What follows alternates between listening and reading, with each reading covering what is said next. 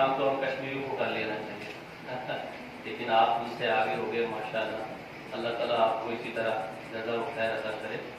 कोशिश करूँगा कि मैं अपने वाला छोटा पढ़ लूँ। मैंने जितने भी इक़्तिबासात इसमें शामिल किए हैं उनको मैं नहीं पढ़ूँगा। मेरा जो मकाले का अनवान है वो है जो दरअल रियाज की नावल मूर्ति है उसका एक जायज़ा।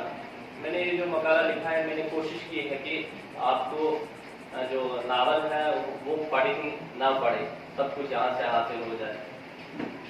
दरअल रियाज की फिक्शन निगारी के पेश नज़र उन्हें जम्मू व कश्मीर की अवलीन ख्वातीन फिक्शन निगार कहा जा सकता है। उनकी अदबी खदमात को सतह पर सराहा जाता है और आज उर्दू अदब का शायर की कोई बाशऊर अदीब और कारी हो जो उनकी शख्सियत से नावाकिफ होगा।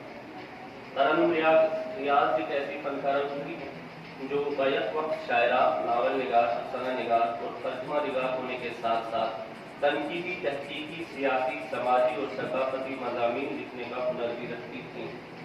जहाँ तक दरअल रियाज की नावल का ताल्लुक है उनके दो नावल बर्फ आशना परिंदे और मूर्ति अदबी दुनिया में अपना एक अहम मुकाम रखते हैं। नावल मुफ्ती दरअल रियाज का पहला नावल है जो 2004 में शाया हुआ।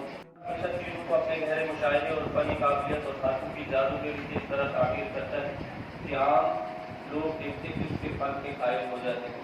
फनकार को इसका हुनर हमेशा जिंदा रखता है क्योंकि वो इंसानी वजूद में गोताखोर होकर इसके नफ्सियाती और एहसासाती पहलू को अपने फनकारी के हुनर से मायल कर देता है।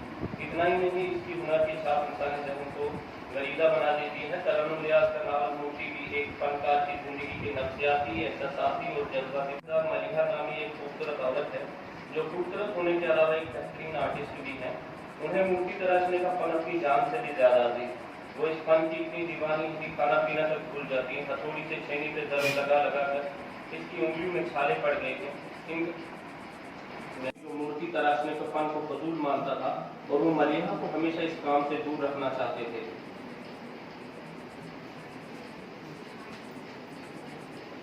अकबर अली ने मलिहा और इसके मुजस्समा साजी के फन को घर की चार दीवारी में कैद कर दिया था। घर के बाहर ना तो